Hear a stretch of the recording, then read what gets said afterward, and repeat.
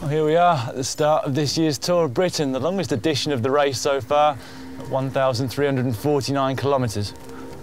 This will be without doubt the biggest objective of the year for the 6 UK-based teams competing. Not only do they get a chance to compete on television, they also get a chance to pit themselves against 6 of the teams who were at the Tour de France back in July. One of those is the biggest team of them all from Britain, Team Sky, and they'll be particularly motivated in a race that they've yet to win.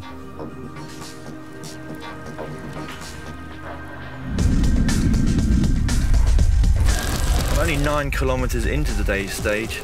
I'm just about to hit the first of 3 intermediate sprints. With bonus seconds on offer for the first 3 riders across the line. On a flat road like this, we can expect to see speeds upwards of 60 kilometres per hour. Back in 2007, the overall victory was decided by less than a second, so these intermediate sprints can play a vital role.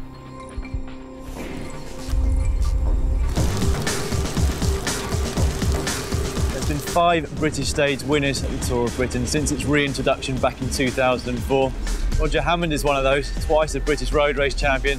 He's retired now, but he's actually my sports director at this race for the IG Sigma Sport team. We've also got Paul Manning, an Olympic champion, Ben Swift and Alex Dowsett, both from Team Sky. Of course, their current teammate and world road race champion, Mark Cavendish.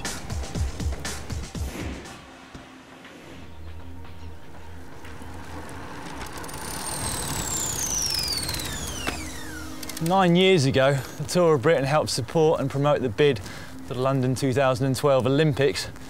We're 4-time gold medalist and current Tour de France champion back racing this event, Britain's Bradley Wiggins, alongside teammate and current world road race champion Mark Cavendish. This should make for the country's most exciting national tour ever.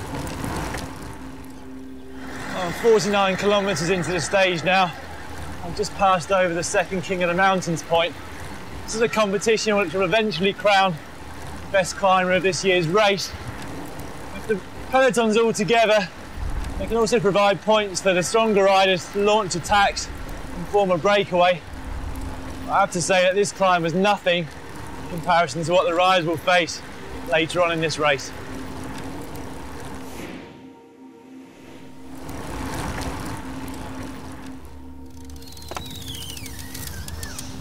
Well, there hasn't been a British victor at the Tour of Britain since its reintroduction back in 2004, although Steve Cummings has been twice runner-up. The most successful rider has been Edvald Boasson Hagen with 7 stage wins and an overall victory. In terms of nations, Italy have taken the most, with Great Britain in second place with 9 victories and Norway in third with 8.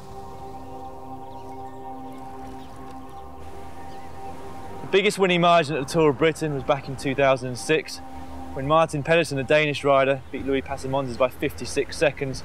By contrast, the following year was the smallest winning margin, Romain Fayou beating Adrien Palamoris by a mere 1 second, separated in fact only by the hundredths of a second from the prologue.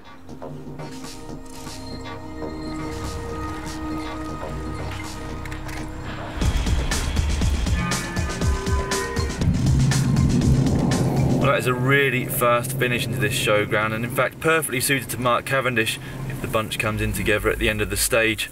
He'll be particularly motivated in what could be one of his last appearances in the rainbow jersey of world champion.